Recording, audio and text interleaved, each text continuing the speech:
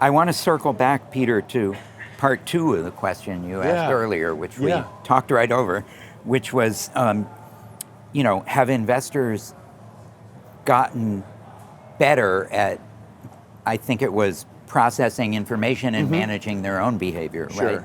And I think the answer is no. And I think the answer to all questions like that is kind of the same, which is, markets change, technology changes, investment choices change. It wasn't that ETFs are only 31 years old. Right. There's many people listening or watching who are older than the ETF itself, who own nothing but ETFs.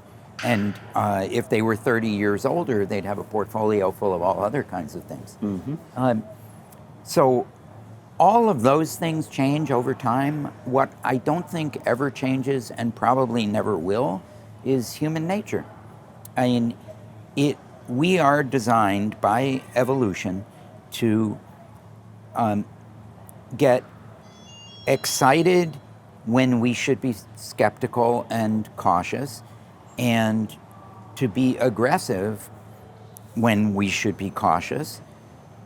And then the opposite is true. At the bottom of a market, when we should be stepping up to buy, our palms are sweating, our hands are shaking, we've got a headache, we feel sick to our stomach, and we can't bear the thought of buying when it's exactly the thing we should do.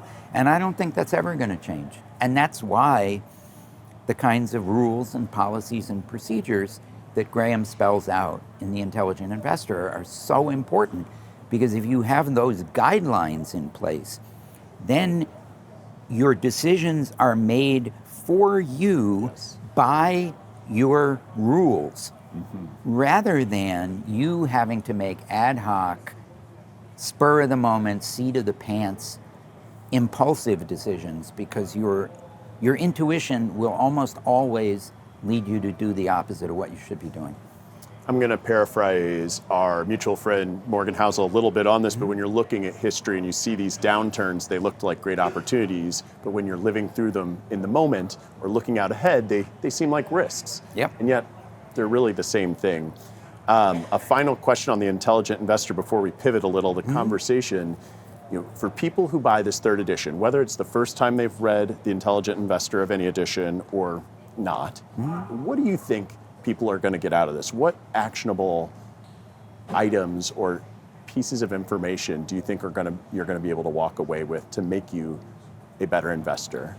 Well, I think it's very hard for any of us, Peter, to accept the most basic principle in the book, which is, Graham spells it out at the very beginning in the introduction.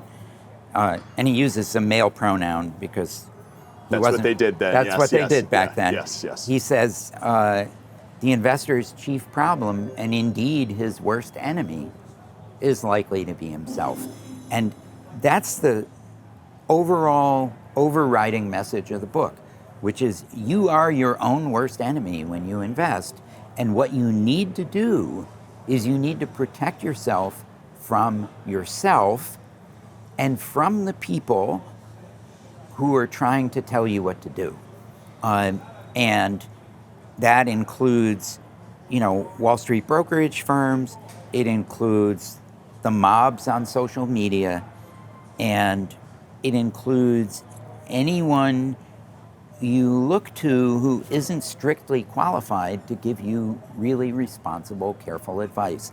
And through tools like checklists and watch lists and an investment policy statement and an asset allocation you can follow, and dollar cost averaging and rebalancing and all these other sensible structures that Graham outlines in the book, you can protect yourself against the enemy within and the enemy without. And if you do have a financial advisor, you will work with that person instead of being at odds.